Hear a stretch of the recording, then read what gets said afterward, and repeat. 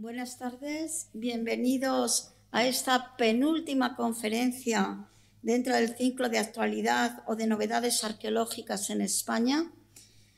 Iba a ser la última, pero como saben tenemos la semana que viene una que fue aplazada debido al apagón que ocurrió recientemente. Pues es un placer invitarles a esta conferencia y recibir a estos compañeros, porque algunos de ellos hemos sido compañeros en nuestra trayectoria, y a otros que ustedes conocen perfectamente porque son habituales de esta casa. El tema de la conferencia van a ser las actuaciones de Patrimonio Nacional para la integración de la muralla Emiral fundacional de Madrid en la Galería de Colecciones Reales. Patrimonio Nacional, desde 1999 se llevaron a cabo una serie de actuaciones arqueológicas hasta el 2010 que dieron como resultado el descubrimiento de un tramo de la muralla Emiral fundacional de Madrid, junto a otros tramos de la muralla que comprendía una torre, la torre lateral izquierda, si no recuerdo mal, de la puerta de la ciudad, más otros tramos de muralla, más algunas unidades habitacionales, algunos caseríos modernos y contemporáneos, además de alto y bajo medievales.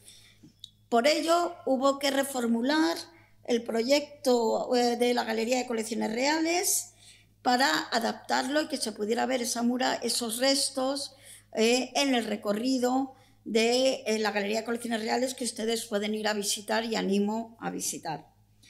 Entre los años 2019 y 2023 se produjo unos trabajos para acceder a una correcta exposición y explicación al público desde la lectura de la arqueología de la arqueoarquitectura. Y finalmente en esta presentación nos harán una breve reseña de las excavaciones llevadas en el Jardín de Larra, que saben ustedes está entre la Almudena y la calle Mayor, y en el que se han documentado algunos tramos inéditos de la muralla de Madrid que enlazan con el trazado de los restos hallados en la Galería de las Colecciones Reales. Para ello, pues tenemos, como he dicho, compañeros y investigadores sobre el tema.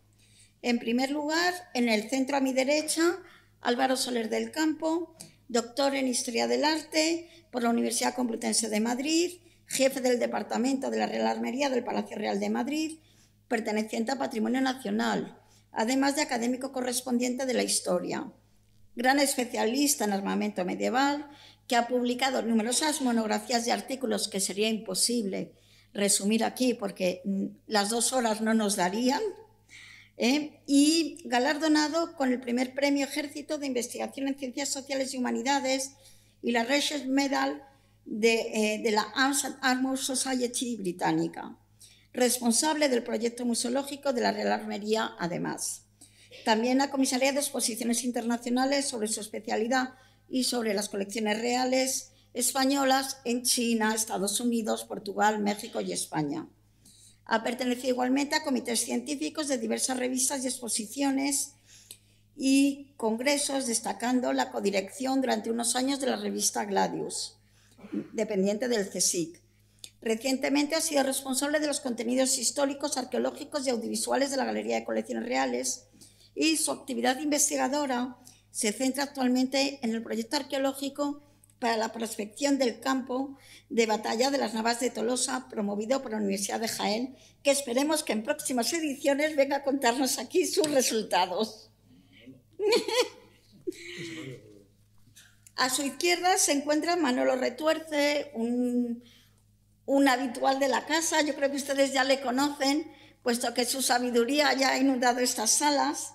Doctor en Geografía e Historia Medieval por la Universidad Complutense de Madrid, docente en la Universidad de Évora, en el SEC de Segovia y colaborador honorífico del Departamento de Estudios Árabes e Islámicos de la Facultad de Filología de la Universidad Complutense, y desde el 2011-2012 profesor contratado doctor de la Facultad de Geografía e Historia de la Universidad Complutense de Madrid dentro del Departamento de Prehistoria, Historia Antigua y Arqueología.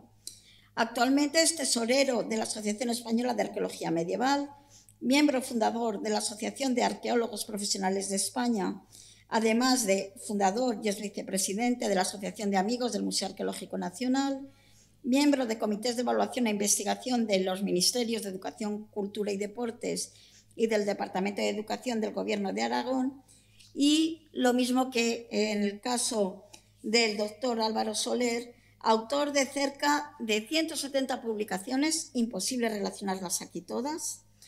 Además, ha sido director de cerca de 90 excavaciones en España y varias en el extranjero, especialmente de época medieval y moderna, en relación con fortificaciones como el de Ponferrada, Mansilla de las Mulas, Jadraque, Huete, Calatayud. Otras direcciones en cuanto a yacimientos arqueológicos, el poblado de Calatalifa, cuyos resultados parcialmente se encuentran en nuestros almacenes.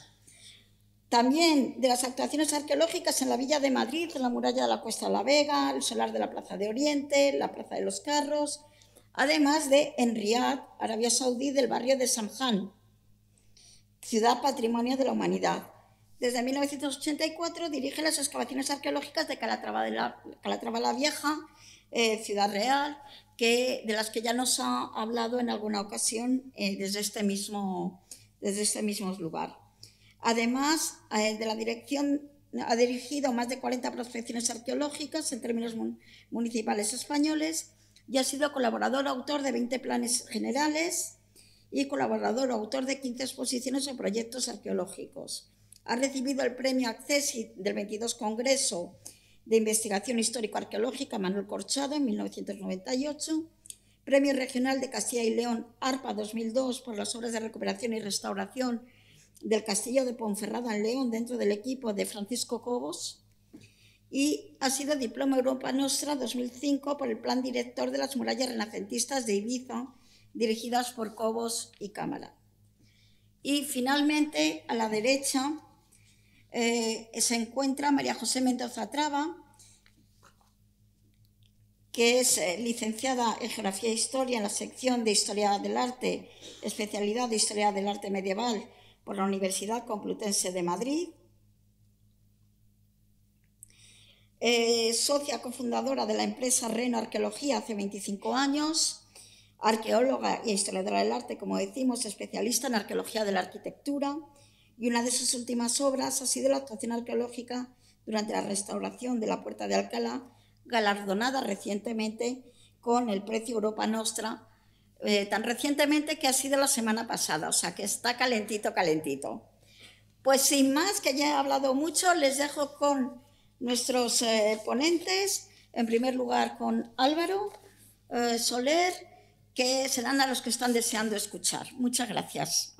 Muchas gracias, Beatriz, por tu cariñosa presentación y muchas gracias al Museo Arqueológico Nacional por habernos invitado a estar aquí esta tarde con ustedes. Bueno, perdón, buenas tardes a todos y muchas gracias por su asistencia. Además, en el caso de Manolo y mío, yo creo que esta casa es nuestra casa matriz. Aquí empezamos a crecer como arqueólogos y nos sentimos siempre en casa cada vez que venimos y la llevamos siempre en el corazón con muchísimo cariño al arqueológico. Yendo al tema que nos ocupa de las actuaciones de patrimonio en la muralla, en este ciclo de novedades arqueológicas, lo primero que pueden pensar ustedes es ¿y qué novedad tiene una excavación de 1999? Bueno, pues las novedades es la evolución que ha tenido todo ese proyecto desde que se empieza a construir la actual Galería de las Colecciones Reales. Esta tarde nos hemos, anticipándoles un poquito la estructura de la conferencia, yo voy a poner un poquito en contexto la cuestión de los hallazgos. Manuel Retorce va a hablar sobre los materiales aparecidos en la excavación y luego es muy importante la aportación de Reno Arqueología y de María José Mendoza, porque nos van a hablar de la excavación, como ha dicho Beatriz, en los Jardines de Larra, que ayuda a entender muchísimo mejor todo el conjunto, con alguna novedad importante que esperemos que les guste, ¿no? Entonces, bueno, así es como nos vamos un poquito a organizar. Aquí detrás mío tienen una planta del proyecto de construcción de las colecciones reales y unos primeros esquemas de los hallazgos arqueológicos. Lógicamente se suponía que podía estar parte del trazado de la muralla por allí, pero no estaba muy claro si iba a aparecer la muralla, si no iba a aparecer, cómo iba a aparecer, etcétera, etcétera, ¿no?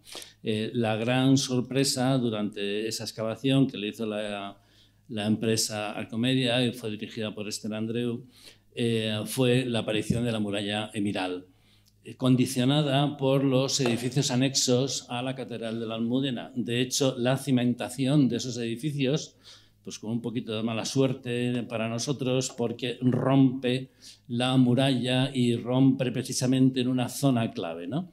Actualmente los restos, ustedes van a la galería, están divididos en dos salas, una no está abierta al público, la otra sí. La sala norte, que es esta sala de aquí, no conserva, ya lo veremos, nada más que el cimiento, todo lo demás son recrecidos, a pesar de que es un muro muy espectacular.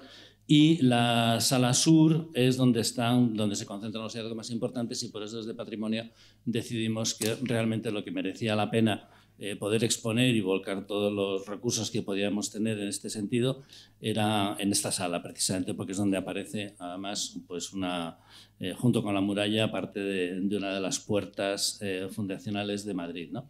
Aquí de hecho pueden ver el estado de la excavación. Esta es la sala norte, con este gran muro cimentado sobre la muralla, pero todos estos son recrecidos modernos, y la sala sur, que es donde aparece la muralla emiral, pero como pueden ver, aquí lo importante es cómo la cimentación de la Catedral de la Almudena y de sus edificios anexos está condicionando completamente el hallazgo.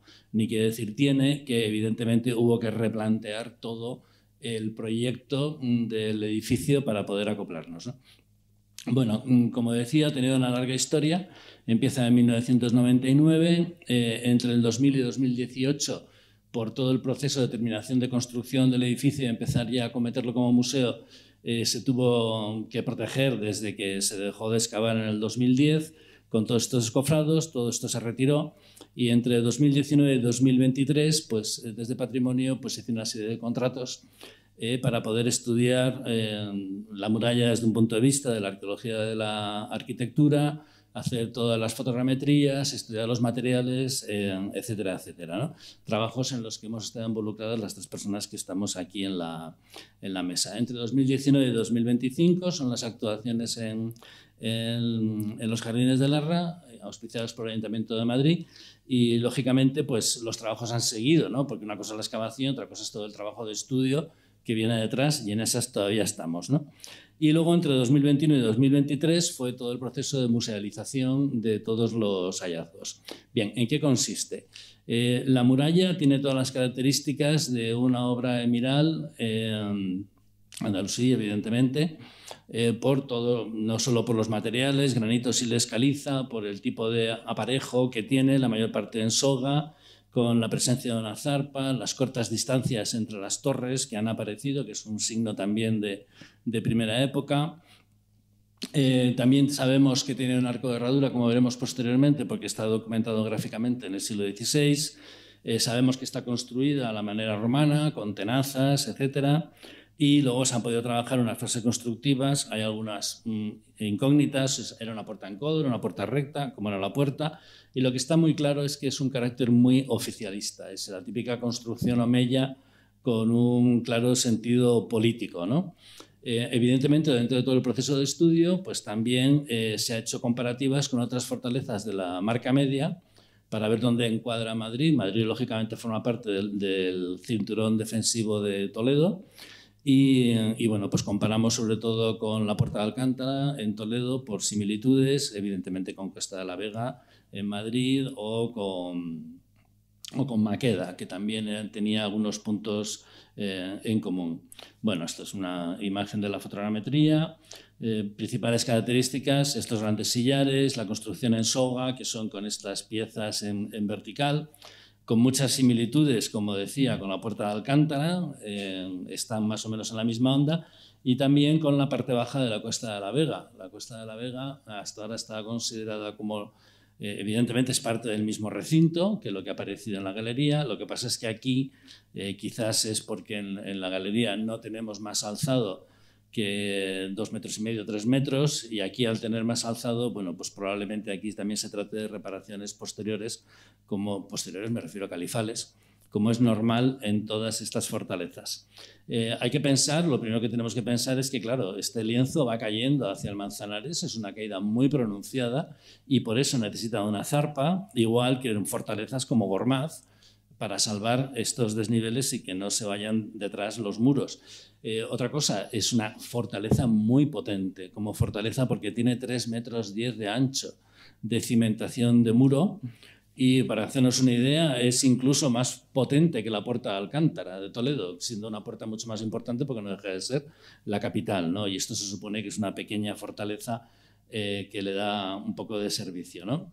De hecho, bueno, pues aquí podemos ver estas similitudes, bueno, podemos los enganches de las pinzas de las grúas, siguiendo toda esta construcción romana, lo mismo, exactamente lo mismo en Toledo y en Maqueda y en tantas fortalezas de este periodo, ¿no?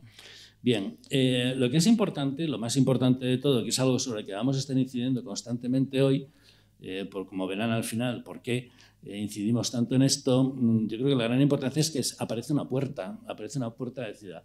Bien, se ha discutido que si esto es un portillo, que si es una puerta, etc. Ya veremos posteriormente cómo de portillo no tiene nada, esto es una puerta, no es que sea una gran puerta, pero es una puerta.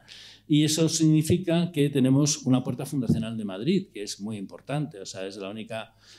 vamos a ver, Madrid con esta muralla y con este hallazgo, más todos los que ha habido después y antes en los cimientos de Cuesta de la Vega, pues lo que te está diciendo es que de las pocas ciudades europeas que conservan su recinto fundacional, ¿no? Hay una pieza de caliza insertada en la puerta, no es una expolia, pero es una pieza de caliza, que es otra de las cosas que van marcando todo este tipo de fortificaciones, como aquí en Toledo, las volvemos a ver insertadas. Lo que pasa es que, claro, nosotros el cachito que tenemos es muy, muy pequeño, pero bueno, ya están ahí. Y asociada a esa fortaleza, lógicamente, viene todo el caserío bajo medieval, posterior, ya lógicamente cristiano, ¿no? En la otra sala, les decía, todo esto es un recrecido, pero debajo de todo este muro está la línea de la muralla Miral, es la cimentación de esa muralla, ¿no? Bueno, aquí el patrimonio, entre otras cosas, contrató, que luego han trabajado para el ayuntamiento. Previamente, nosotros habíamos contratado a Reno para hacer toda la lectura de la arqueología de la arquitectura, que esto lo cuento yo, pero lo debería contar María José, que se lo sabe mucho mejor, que para eso lo ha hecho. Y bueno, se pudo documentar perfectamente que la muralla había sido construida, bueno, por lo menos las torres en una fase, o la torre en una fase, y luego hay la construcción, como pueden ver aquí, con estos colores diferenciados, del lienzo, ¿no? Cómo se va medio adosando a esa torre. Con la fotogrametría, bueno, pues se ha podido reconstruir una especie de reconstrucción volumétrica. Aquí pueden ver cómo tuvimos la mala suerte de que la segunda torre ha dejado justo la huella en el perfil de la cimentación de hormigón del edificio anexo a la Catedral de la Almudena. Justo en el perfil está la torre. 2 metros más para allá, si lo hubieran movido un poquito, no se habría salido la torre. Pero bueno, no ha salido la torre, por lo menos ha dejado la huella, ¿no?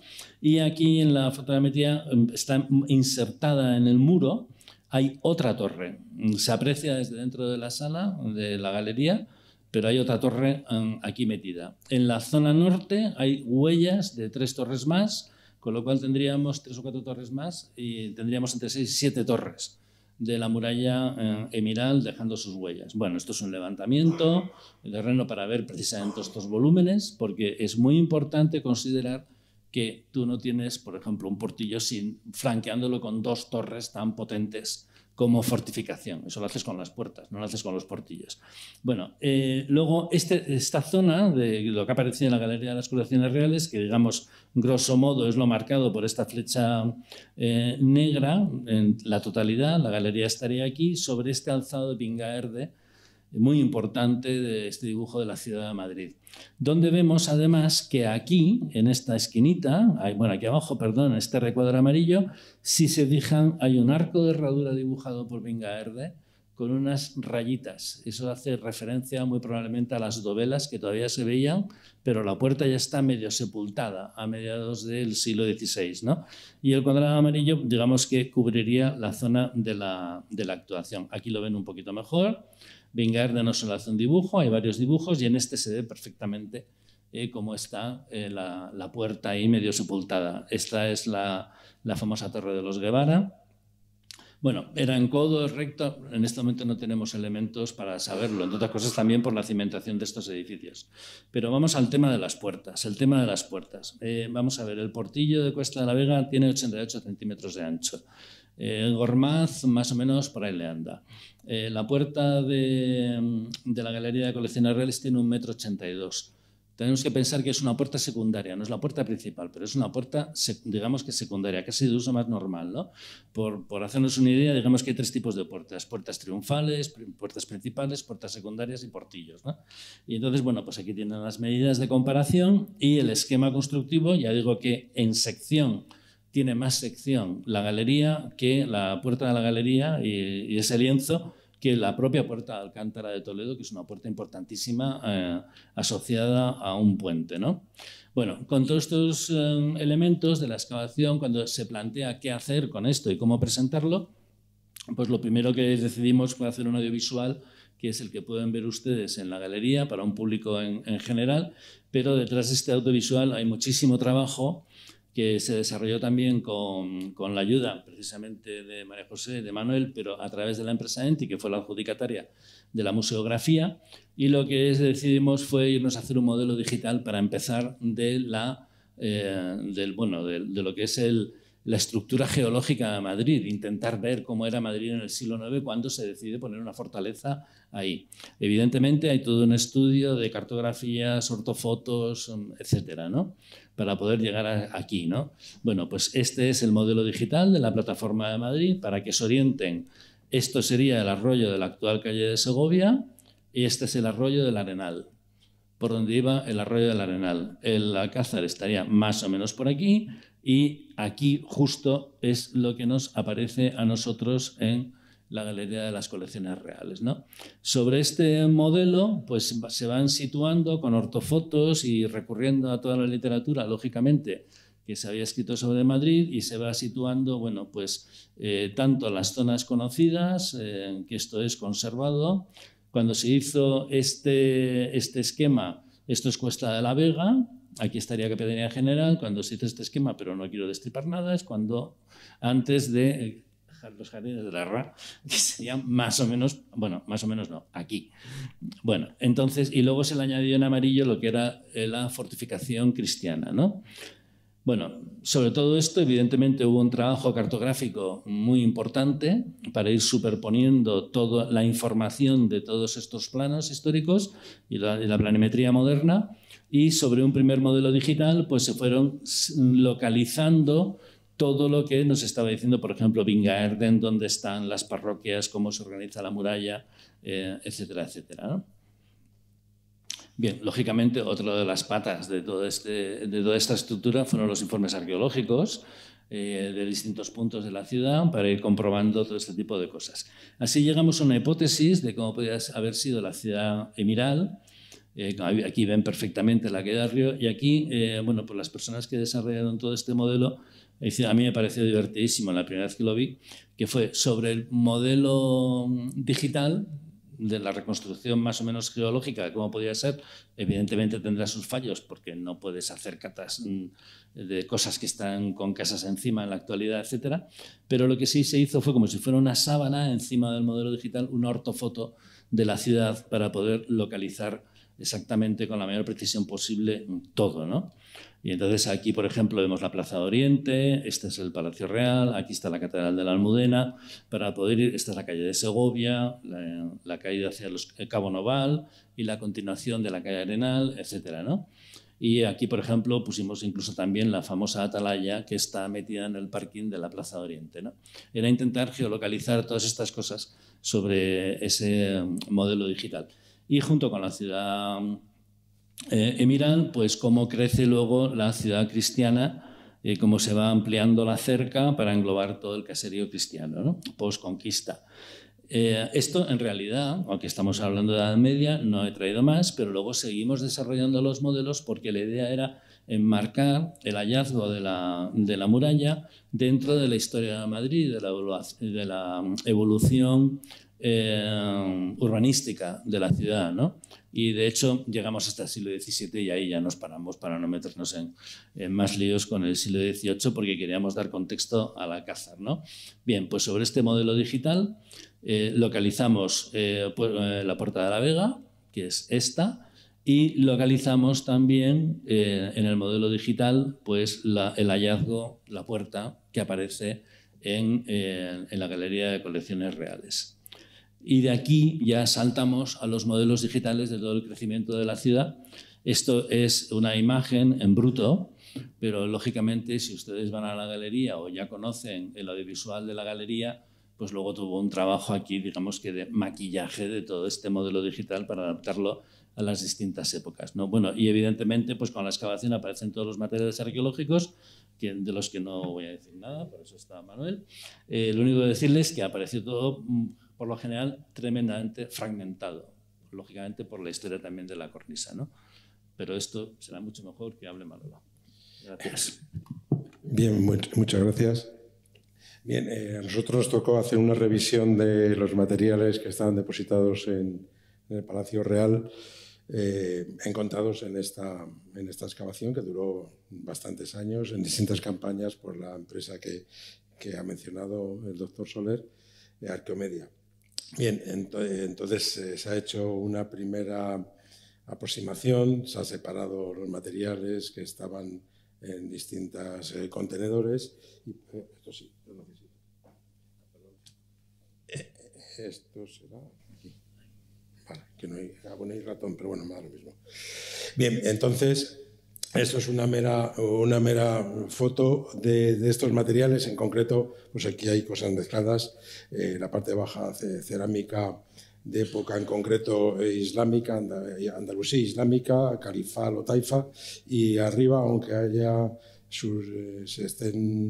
se vean letras árabes, esto pertenece ya a alguna casa que estaba adosada a la muralla, pero ya estamos hablando siglo XIV, lo más seguro. O sea, esto es de época mudéjar, que así se decoraban las casas en aquella época, con todo el ambiente artístico que viene de sur a norte, de lo que es, por ejemplo, Reino de Granada, etc. Bueno, un típico ejemplo de una casa mudéjar, de los pocos yesos que aparecieron, de todo lo que se arrojó, bueno, lo que suele pasar en una excavación urbana, a lo que fue todo el espacio que fue afectado por las obras de adecuación de esta zona para hacer el Museo de Colecciones Reales. Bien, voy a pasar someramente, porque tampoco es que aparecieran cosas espectaculares. Los más antiguos son algunos elementos prehistóricos y protohistóricos muy escasos, pero los hay, de la edad del bronce. Aquí, por ejemplo, hay una hacha pulimentada, pero bueno, muy poquito. Ya digo, en algunos estratos aparecieron elementos de la edad del bronce y del hierro 1, algo más del hierro 2, o sea, carpetano, muy poquito, pero aparece, lo cual quiere decir que el solar de nuestra actual villa y capital del estado, pues tiene su origen. Ya aparecieron en su momento cuando dirigí yo las excavaciones de Angosta de los Mancebos. Bueno, ahí sí que salieron ya piezas bastante completas, que no sé dónde están. Si en este museo, ahora mismo no me acuerdo, porque los materiales de Madrid han ido a todos los museos posibles, desde este, que al principio se traían aquí, o en la casa, o en el Museo de San Isidro, en Madrid, o en el Regional, no sé dónde está todo lo de aquella época de cuando se excavó la Angosta de los Mancebos, donde sí que salieron ya en lo que es las Vistillas, en el otro cerro, enfrente, a este, que es el núcleo donde se va a poner después la ciudad emiral. Bueno, pues estaba poblado, ahí sí que se habían salido ya bastantes silos llenos de materiales, de cornamentas completas de ciervos del bronce medio en concreto. Y pues había documentado allí, pero en lo que es el núcleo de la que después será la ciudad, ya digo, pues no se habían aparecido. Bueno, pues aquí al hacer muy poquitos, algún fragmento apareció cuando dirigimos la Plaza de Oriente, pero no mucho. Pero aquí se apareció más, justo al hacer las obras del Museo de Colecciones Reales. En cambio, pues no habían aparecido piezas del Hierro 2, lo que había aparecido en la zona de Vistilla, que después va a ser el arrabal islámico de época omeya, pues ahí sí que habían aparecido estos elementos de la Edad de Bronce. Bien, después pasamos, porque son meros fragmentos, lo que digo, prehistóricos y protohistóricos, a lo que es, en principio, los elementos cerámicos de la fundación de la ciudad, muy simples, como ven, muy fragmentados, las típicas ollas de escotadura de la marca media, con la decoración pintada muy desgastada, de haber rodado tanto y haberse arrojado a cualquiera de los estratos que aparecieron en este solar. Ya digo, en la parte baja una olla de escotadura, la típica olla de nuestra zona en época omeya, una jarra totalmente fragmentada, y en la parte de arriba lo que es el borde y el cuello de una nafe, o sea, una cocina portátil.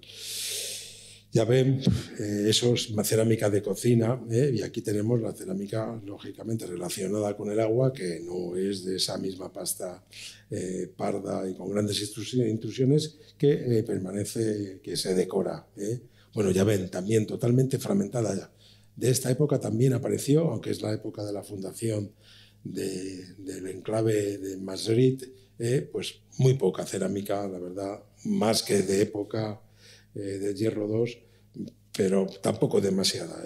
No ha salido, también estratos muy someros, muy pocos donde ha aparecido esta cerámica, con los típicos goterones gruesos de rojos y negros en piezas relacionadas con el agua, como ya digo, jarras, cántaros.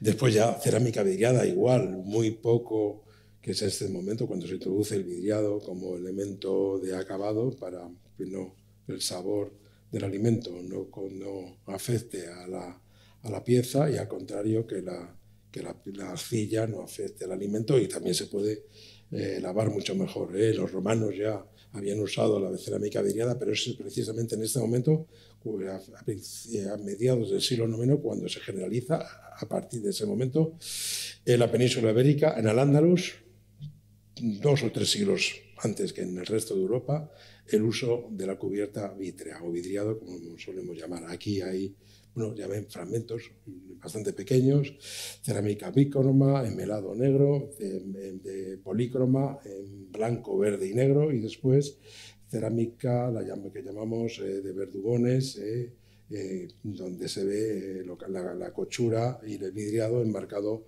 por líneas pintadas, en este caso negras o rojas, muy poquito. Y ya pasamos directamente a lo que tampoco se ha dado mucha importancia en Madrid, a la época de la repoblación, a partir de la llegada de Alfonso VI a finales del siglo XI a esta zona del antiguo reino de Toledo, que es la cerámica ya de repoblación de los siglos XII y XIII. De aquí sí que abundantísima la cerámica, muchísima cerámica, ya menos fragmentada, ya ven piezas enteras, cántaros que también todavía están recogiendo esa herencia islámica anterior en algún caso, porque lógicamente también se queda aquí población islámica, pero ha cambiado totalmente.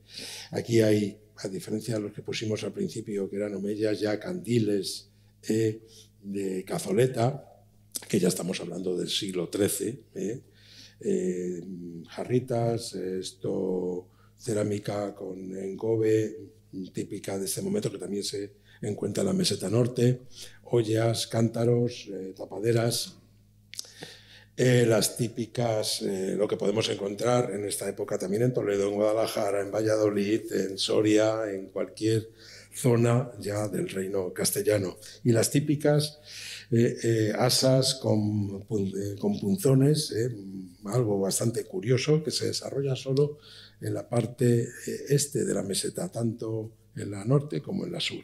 Piezas, ya digo, más completas, pero también muy fragmentadas de los siglos XII y XIII. Y después la cerámica pintada, pero en este caso, aunque pueda llegar a confusión, es la cerámica pintada de época cristiana. Hay veces que se confunde, los rasgos suele ser grueso, pero distinto formación, distinto disposición, y después finos, castaños o negros y rojos finos. Esta es también la cerámica que también tenemos en la meseta y en cualquier que se encuentra en cualquier excavación de ámbito urbano o rural de las dos mesetas.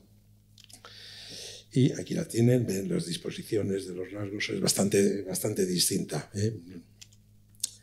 Y aquí vemos algún elemento de la llamada que se encontró primero en Valladolid. En este caso son unas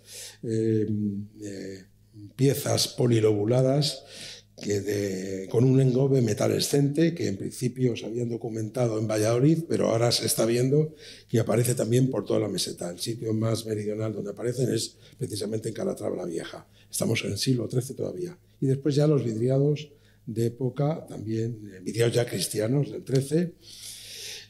Las típicas fondos, también totalmente fragmentados. Creo que solo hay una pieza donde se ve el perfil completo, derivada de una pieza de época almohade que encontramos en la submeseta sur, que de repente aparece aquí, pero es cerámica mudéjar, donde vemos las manos de Fátima, vemos flores de loto, vemos estos círculos con los 4 ríos del paraíso y los 4 árboles del paraíso, etcétera, etcétera. Una variedad inmensa de sellos de la población mudéjar que se traslada, lo más seguro que desde Andalucía, a partir de las rebeliones que hay en el siglo XIII, es la que va a inundar todas nuestras ciudades, Ávila, Valladolid, Toledo, Guadalajara, Madrid, etcétera, que no es producto directo de la herencia omeya que había habido aquí en el siglo IX, X y XI, sino que es población que viene, lo más seguro, que de Andalucía. Nuestras morerías no son herederas directamente, sobre todo la mayor población del pasado islámico omeya, sino más bien de la población que se traslada a estas ciudades de Castilla a partir en el siglo XIII sobre todo. Más ejemplos, más tempranos, más tardíos, por ejemplo, este que tenemos por aquí ya, lo más seguro que sea del siglo XIV, flores de loto, etcétera, etcétera. Bueno, aquí hay pocos. En Calatrava podemos tener 200 ejemplos, pero también esa población que se traslada, lo más seguro que de Andalucía, pero que no es de herencia del pasado almohade de Calatrava. Y después ya la cerámica, que hasta ahora apenas se conocía, la cerámica castellana en blanco, verde y negro, que esto todo antiguamente, las antiguas publicaciones atribuía, pues como no, a Aragón, Teruel, y a Valencia, Paterna y Manises y la propia ciudad de Valencia. No, pero esta es la cerámica castellana en blanco, verde y negro, que también es heredera de ese pasado islámico. Unos ejemplos que pongo, y alguna pieza rarísima que se encontró, que en su momento llamó mucho la atención, donde vemos un águila, bueno, parece que es un águila, un aguilucho, metida dentro de un arco, pero lo más seguro que esto sea una pieza traída de Europa, lo más seguro que sea de Francia. Y algún elemento muy interesante, del cual tenemos paralelos precisamente en Calatrava la Vieja del siglo XIII, de broches de cinturón sobredorados, y aquí directamente con las armas del reino unificado de León y Castilla, o sea que esta pieza no puede ser anterior a cuando Fernando III a su reino de Castilla, que durante bastante tiempo es solo rey de Castilla, une el reino de su padre, con el cual no se llevaba, el padre mejor dicho, no se llevaba nada bien. Es sobredorado, muy interesante porque este dorado se amalgamaba con mercurio. Lo más seguro que sea una pieza producida en la península. Y aquí tenemos piezas, en este caso sí, ya estamos más adelante, hemos dado un paso, siglo XIV, en reflejo dorado valenciano, tanto al interior como al exterior. Y entramos ya en el siglo XVI, esto también abundantísimo, siglos XVI, XVII, XVIII, vajillas completas, tiradas, más o menos enteras, desde una copa, un plato del siglo vidriado en blanco del siglo XVI, un puchero vidriado por dentro, que es lo importante, y por fuera con esos chorretones típicos, y la típica cerámica de Talavera, fragmentos, apenas hay piezas completas de mejor o peor calidad, con la típica cenefa castellana de distintos momentos, del 16 y del 17. Afortunadamente, como hemos acabado de excavar también Talavera, donde por primera vez también se están identificando estas piezas, pues podemos ver los paralelos. Y después algo muy interesante es la cantidad de baldosas que se tiraron a todo este espacio que se excavó. En este caso, ninguna del siglo XV, todo lo que salió es renacentista. Son azulejos de arista, todos con motivos renacentistas en este caso, paralelos a lo que se habría en el Alcázar y en otros edificios de la corte. Y ya aquí ya la cerámica renacentista pintada. También son piezas, en este caso de Talavera, que las podía ver, el Escorial, etcétera, etcétera, de este momento, del 16 y el 17. Aquí ya típica de Talavera, con la común corona, con las columnas de bastante buena calidad, todos estos azulejos que convendrían ser estudiados. Damos un paso más, aquí alguna corona y ya mucha azulejo de los siglos XVII, XVIII, XIX, también bastante interesantes, que es algo que tampoco apenas se ha estudiado. Alguna matriz y muy importante, curiosa, importante, por ejemplo, del sello del ministro general de la Orden Franciscana. Ahí acabó tirado. Porcelana china de los siglos XVI, de algún noble que acabó tirado aquí. También apareció también la Plaza de los Carros, donde habría también palacios, también salió porcelana china y algunos fragmentos más incluso. Muy interesante, que se está importando, Madrid, que es la corte, está importando cerámica china de aquel momento. Mucho vidrio, mucho metal, muchos adornos, también por estudiar. Elementos ya posteriores de mármol, de decoraciones de estos palacios, de estas construcciones que estarían adosados al Alcázar, al palacio, mejor dicho. Monedas, como no, casi todas de época del 16 y el 17, y ya la cerámica, también por estudiar, de los siglos XVIII y XIX, cerámica popular. Y entramos en el siglo XIX, importada de Inglaterra, porcelana, de la Cartuja, de Sevilla, imitando a todo lo que se está produciendo en el resto de Europa. Fragmentos y fragmentos, de que nos está hablando de toda esta producción sevillana. Y de todo tipo de soportes, con pagodas, etcétera, etcétera. Y algún elemento ya bastante curiosos, como adornos, bastantes adornos de cosas que se tiraron, que no les servían y se tiraron. Y ahora entramos ya, con esto termino, una mera visión de los millares de fragmentos, de una simple visión que se tuvo de este espacio. Me voy a salir un poco de lo que es la zona directa de las colecciones reales. Nosotros empezamos a trabajar por una serie de encargos, un poco de urgencia para el Ayuntamiento de Madrid, justo enfrente de Palacio, en lo que son los Jardines de Larra. Los trabajos en un principio eran muy someros, pero bueno, por interés del ayuntamiento y bueno, también un poco por hacer presión, conseguimos que se hiciera verdaderamente una arqueología, o sea, unos sondeos, más que solamente fuera a consolidar unos muros que se habían desprendido de lo que es el talud del mural que sujeta la calle del Factor, porque era un mural hecho con distintos materiales que se había venido abajo y entonces había que recomponerlo, y entonces para eso fue una urgencia por la que nosotros entramos a trabajar en los Jardines de Larra. Esto, cuando empezamos a trabajar, nosotros tenemos una tendencia que es a jugar mucho con la documentación de archivos.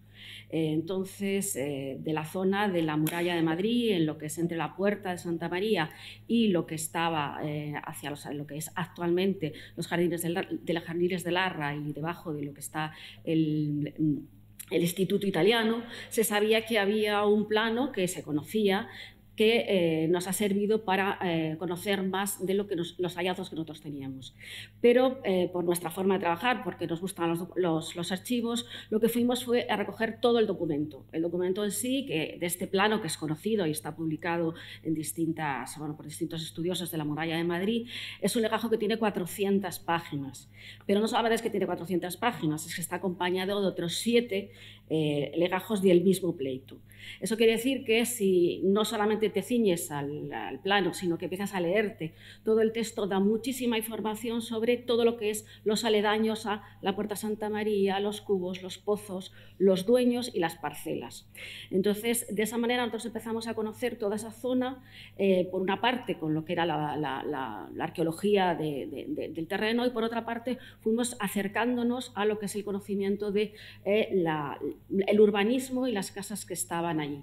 Uno de los datos que aparecía, que era referencia, era la plaza que estaba delante del Alcázar, y dentro de la plaza que estaba delante del Alcázar, la iglesia de San Miguel de la Sagra.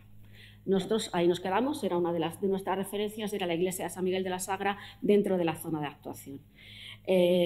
Pedimos que tras encontrar la primera actuación, 2 importantes muros de los que luego hablaré, que el ayuntamiento se involucrara más, con lo cual hicimos un georradar para ver si todo eso que estábamos leyendo en los documentos podía tener relación con el terreno y poder actuar. El radar nos dio una serie de interferencias que podían reconocerse como unos muros de envergadura, con lo que se actuó directamente para hacer las campañas.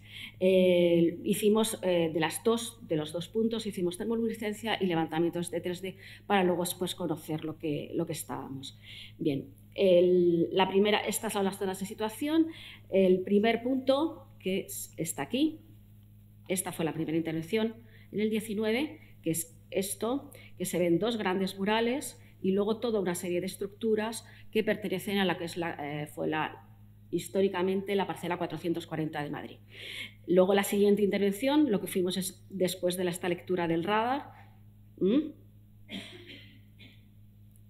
Vamos a ver, bueno, la lectura del radar que nos daba por aquí, a ver si la coloco bien. Vale, fuimos a buscar hacer unas catas que nos pudieran dar sentido a estas interferencias.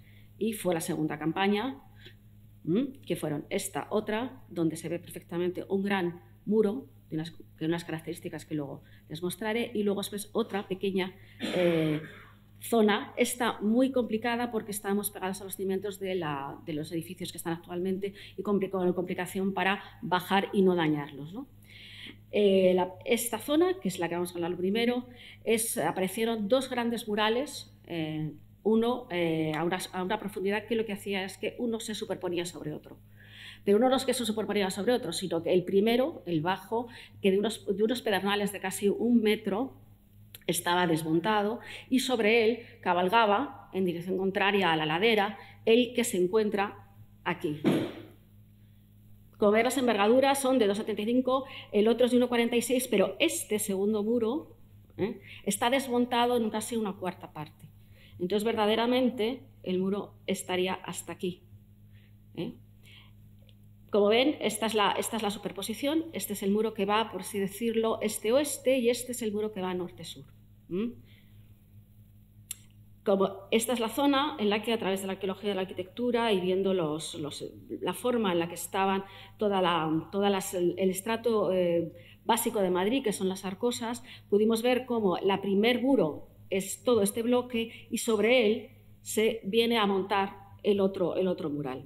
Eso nos llevó a preguntarnos dónde estábamos y qué es lo que estábamos viendo. Las piezas todas son de siles de gran tamaño, colocadas careadas en el mural pequeño, mientras que son bolos de cimentación en el mural grande. Con lo que estábamos viendo, llegamos a una propuesta de que si nos encontrábamos en una parte de lo que es la cimentación de un resto de la muralla andalusí, y lo que está encima, utilizándola y reutilizándola, es el arranque de un lienzo de muralla de lo que será el segundo recinto cristiano. Esto es la propuesta que se hizo, teniendo en cuenta que estamos ante una excavación de sondeos. Queda todavía por un desarrollo, una excavación eraria y sistemática que ayude a contextualizar verdaderamente todo lo que es este hallazgo. Como tuvimos la posibilidad de hacer la segunda campaña, en la segunda campaña volvimos a darnos con este sector, que es el más importante, que es la parte del mismo lienzo de muralla. Estamos en la ladera del Jardín de Larra y el muro va exactamente en paralelo a la calle, tenemos el Alcázar, la muralla y la calle del Factor arriba. Para aguantar la ladera, el muro está construido de tal manera que está como en escalera. Tenemos una cimentación muy importante hacia el lado que es contra ladera y una cimentación muy corta en el otro lado haciendo el desnivel y salvando las posibilidades.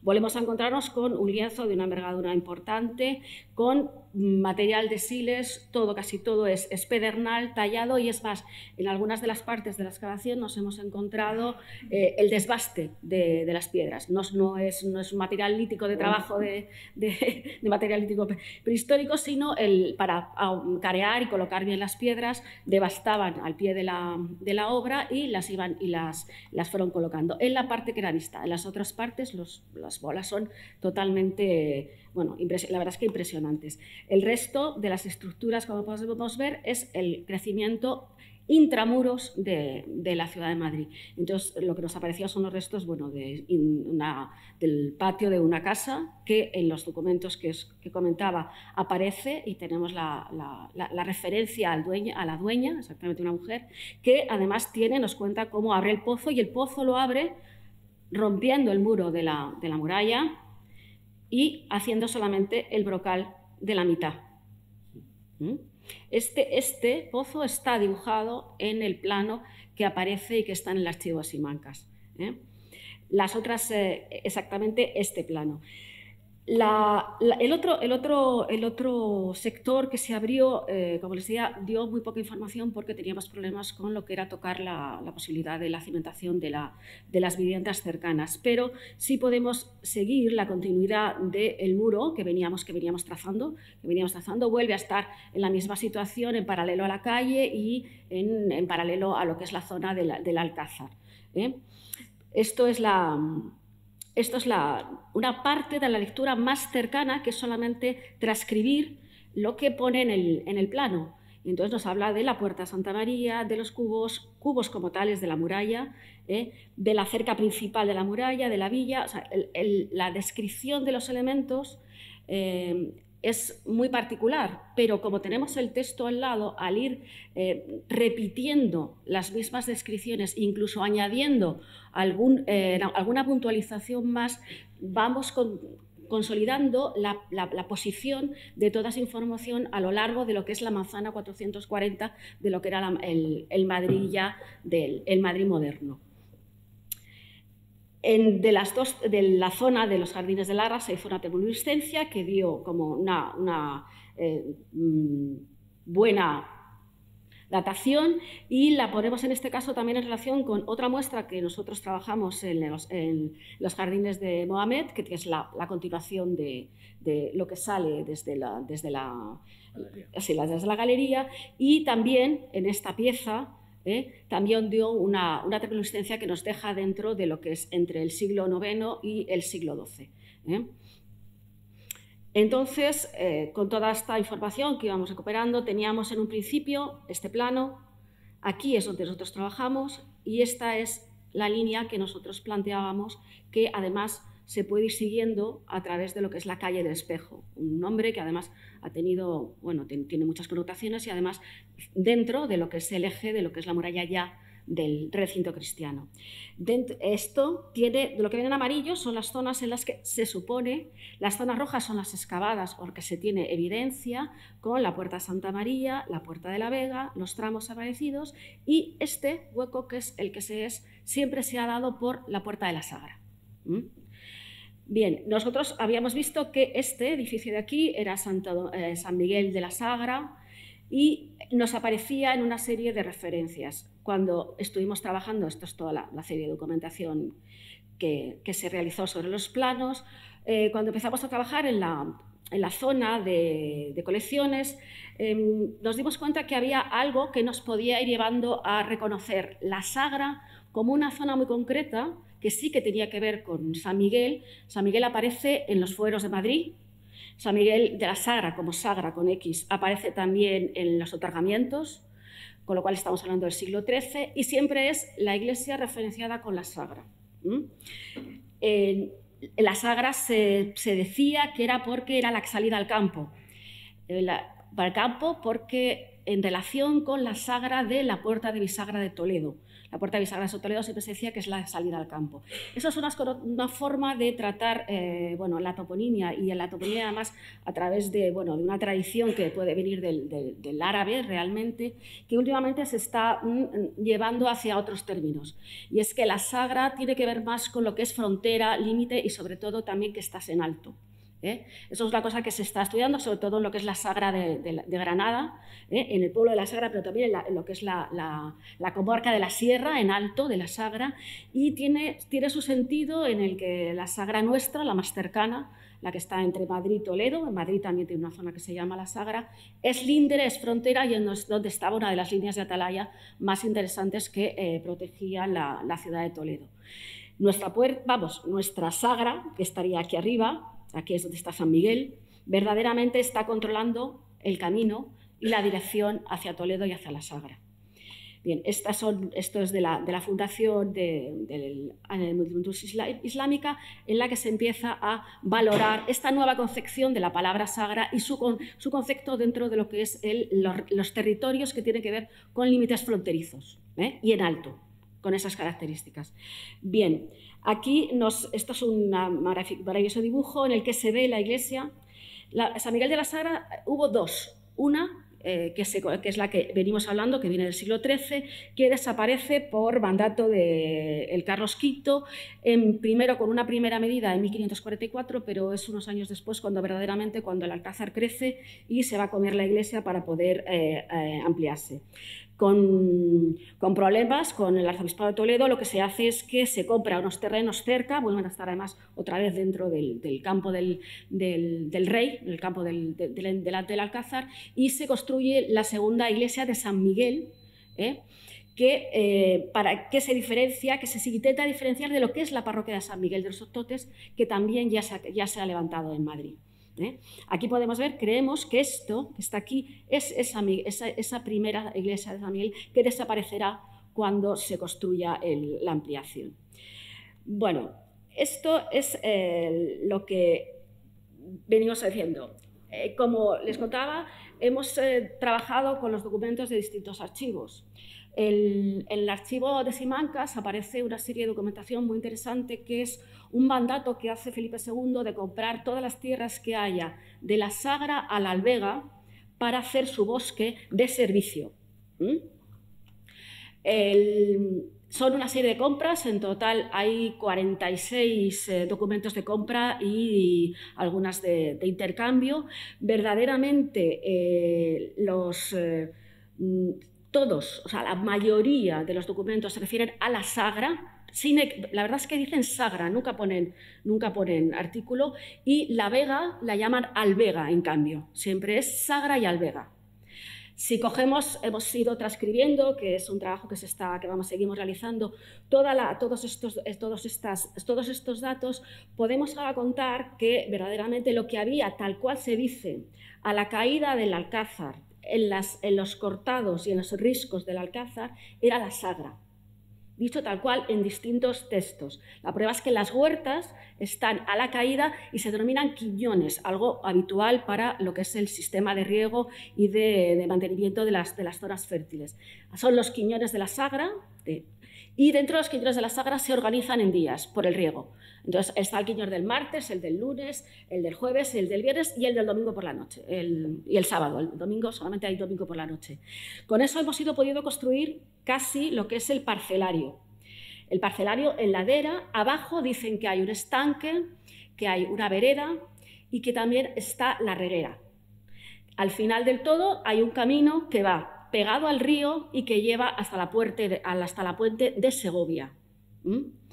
Toda esta información, exactamente, que me está haciendo de ayudante, toda esa información nos está diciendo lo que queremos es venir a decir que verdaderamente San Miguel se llama de la Sagra porque estaba al lado de la puerta de la Sagra. O sea, que esa puerta que está en la muralla y que estamos viendo y que se ha documentado como tal, verdaderamente es la que se llama la Sagra. Hay en algún documento que aparece puerta Sagra. Y el término en el que se documenta, se pide que se compre, siempre es desde la Sagra a la Albega. O sea, entre esos dos límites es donde se va a levantar lo que es para servicio de Felipe II el bosque, que luego va a ser el campo del Moro. Y eso, después de estar acompañada de estos dos monstruos, yo solamente digo esto. Bueno, este es el perfil de lo que hemos visto y que se ha ido identificando dentro de la lectura de paramentos de lo que queda dentro de colecciones. Se puede ver el jardín, que es la curva, que en las reproducciones se veía, que se ha mantenido. Se ve lo que es la torre de Guevara. Esa torre es la que en 1600, Quintana, cuando hace nombra las murallas de Madrid y habla de San Miguel de la Sagra, dice que está pegada precisamente a la casa de los Guevara, y ese resto de edificio que aparece ahí, en el dibujo de Vincaerden aparece como Guevara, con lo cual nos está situando, y todo lo que hay hacia el norte es lo que está apoyado encima de nuestra muralla hasta que al final estamos sobre la puerta, que es el último tramo que queda justo ahí liada. El último, eso es la armería, y lo último que también se puede ver es uno de los primeros contrafuertes grandes que están en la otra sala, que son los que hizo Gómez de Mora para contener los taludes de la plaza de la armería.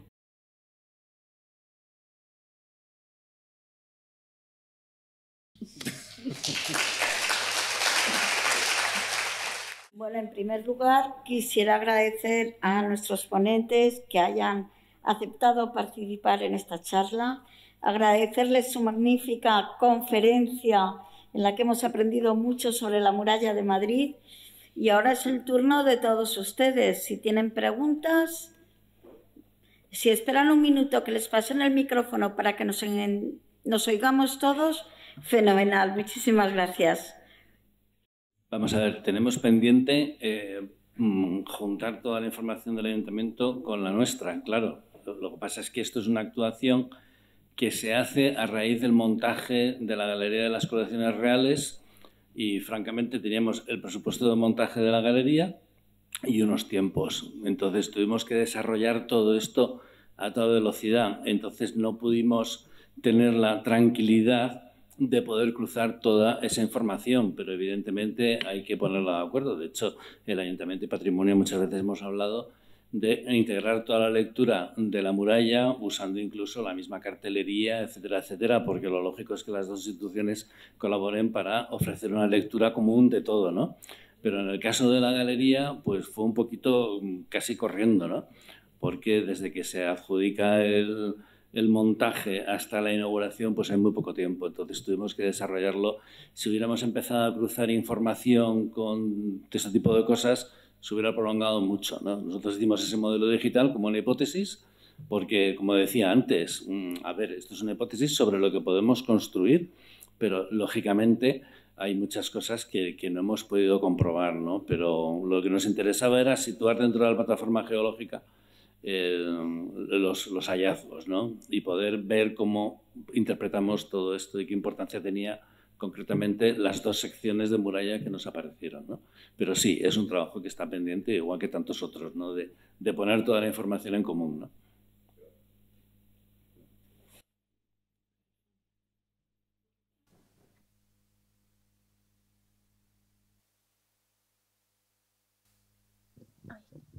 Muchas gracias por su intervención, muy importante para los madrileños.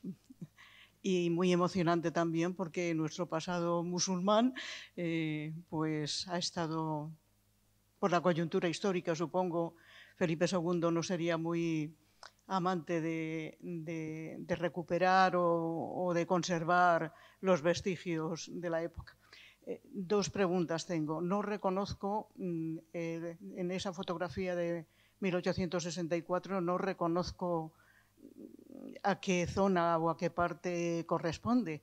No sé si es que la apertura de la calle de Bailén y demás pues supuso una transformación en el caserío tan grande que ahora mismo no corresponde, no es que no lo veo, ¿no? Pues se lo decimos, mire, perdone. Esta es la Real Armería, ¿vale? De Felipe II, destruida en 1884. Ah, estamos mirando Madrid desde el río. La de 1864. A ver, esto es un detalle de una gran foto de Madrid y esto se está mirando desde el río. O sea, digamos que ahora estaríamos en un helicóptero un poquito por encima de los árboles del Campo del Moro, mirando hacia la Almudena, ¿no? Bien, pues para que se localice, esta es la armería de Felipe II, destruida en 1884, y coincide con la verja de hierro que separa actualmente la Almudena del Palacio Real de Madrid. ¿De acuerdo? Entonces ya tiene aquí una primera referencia. Este es todo el caserío que está tan rectito, porque está encima de la muralla, con lo cual estos son los fragmentos de muralla que han aparecido debajo en colecciones reales, pues están cubriendo toda esta zona. Y luego aquí hay unos cuarteles que también desaparecieron en el siglo XIX, que sí han aparecido también las cimentaciones al hacer la galería. De hecho, de uno de ellos, en la otra sala que no está abierta al público, se conserva incluso una puerta de acceso. Pero todo esto está absolutamente desvirtuado por la construcción de la Catedral de la Almudena, que arrasó con todo, incluida la Real Armería. Ahora lo tengo más claro. Muchas gracias. La segunda pregunta era si sería coherente pensar que debajo de los dos brazos que prolongan, digamos, la entrada lateral, en realidad, bueno, la entrada principal en realidad del Palacio de Oriente, y es el talud que construyó, no sé si Gómez de Mora o Francisco de Mora, estarían restos de la muralla musulmana. Pues lógicamente parte de la trazada, como se ve en la reconstrucción digital, iba por ahí, pero también le puedo decir que sabemos que, por ejemplo, un edificio como la Real Armería actual está construido con material de robo de la muralla. O sea que podemos pensar que la pobre muralla por ahí no va. Dejando aparte que todos los contrafuertes de palacio, pues lógicamente arrasaron con todo eso, ¿no?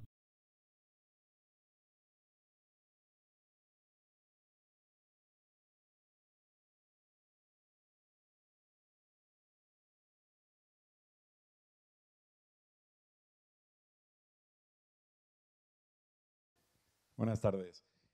Era una pregunta para la señora Mendoza. Entiendo que los dos lienzos de muralla que nos ha explicado que se encuentran en lo que hoy entiendo que es la colina esta que tiene un árbol justo enfrente, entre medias de lo que es la Catedral de la Almudena y el Palacio Real. Una pregunta sencilla, aunque me temo que no dependería de ustedes, imagino que es del ayuntamiento, pero ¿por qué se vuelve a tapar todo eso?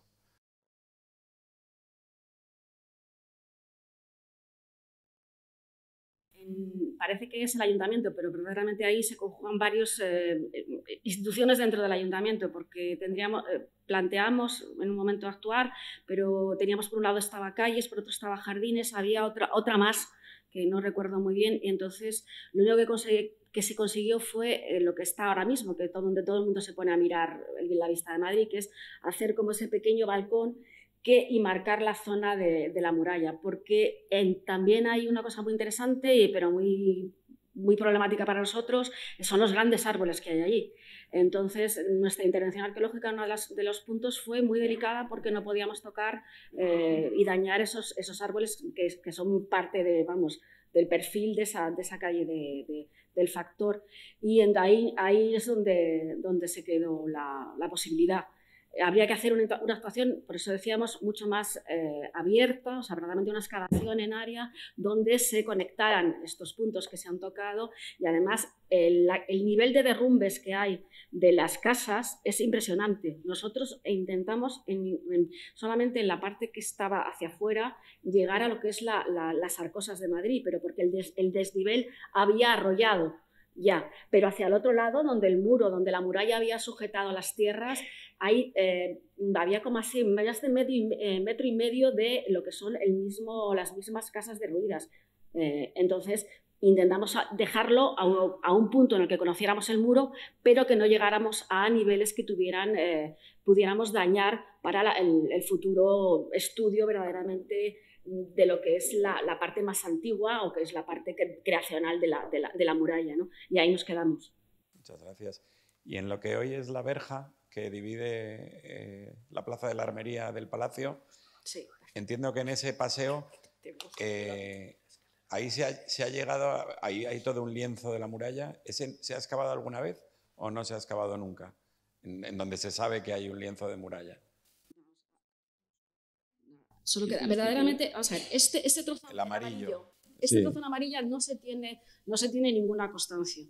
O sea, entendemos que como tenemos el punto aquí abajo, tenemos el punto aquí, que es lo que tenemos, y tenemos hasta aquí, tendría... Bueno, sí, exactamente, la escalera de la Armería, que es un gran muro, pero es un punto. O sea, hay dos puntos, pero y siempre se decía que ahí es donde estaba la puerta de la Sagra. Esa era la última pregunta que tenía. Claro, ¿no? Pero esto es otra de las cosas que también hay que tomarlas con cuidado, porque las puertas de Madrid eran la Sagra, que se decía la puerta, la Santa María y la Vega. Que la Sagra sea una puerta interior entre que comunique el Alcázar y su campo con el recinto de lo que es así la ciudadanía no es normal que se le nombre, porque eso es una puerta interior y además con una connotación defensiva mayor distinta a lo que son las otras, que son las de acceso a lo que es el perímetro fortificado. Entonces, esta que estaba colocada aquí por la iglesia es la que nosotros estamos argumentando y desarrollando el que verdaderamente es la que está en la sala de colecciones reales. Teniendo en cuenta dónde están los puntos que sí tienen identificados, sería una excavación realmente sencilla en cuanto a profundidad, ¿no? O sea, no... Sí, bueno. Bueno, de permisos no quiero ni pensarlo. A ver, toda esa zona delante de la Almudena se excavó, pero lo único que apareció de construcción fue el cimiento de la Real Armería de Felipe II, muy destrozado. Lo que pasa es que Felipe II, lógicamente, Gaspar de Vega, que no era tonto, si se encuentra con un cubo con un torreón emiral de la muralla, aprovechó para poner la escalera de la Real Armería apoyándose en ese torreón, y por eso se ha conservado ese torreón que enlaza con la esquina que estaba comentando la señora Mendoza. Quiere decir que puedes trazar perfectamente la línea, porque es un torreón emiral. Pero ese torreón actualmente queda debajo del suelo de la plaza que divide la Almudena de la verja del Palacio. De hecho, nosotros tenemos una papelera localizada que está justo debajo, que nos sirve para localizar la torre. Si se acercan por ahí una papelera, debajo está la torre mirada. Muchísimas gracias. Gracias.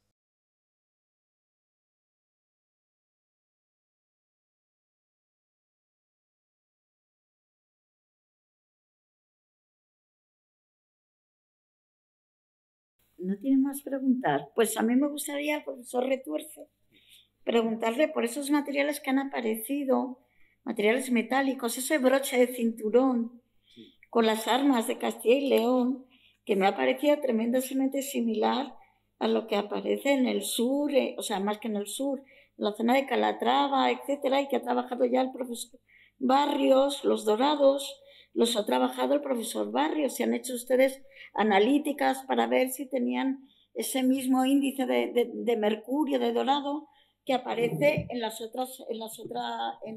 los que ellos han analizado en concreto. Bien, sí, ese estudio, ese libro, donde se hizo precisamente con los materiales de Calatrava que hasta en ese momento habíamos localizado, después han aparecido bastantes más.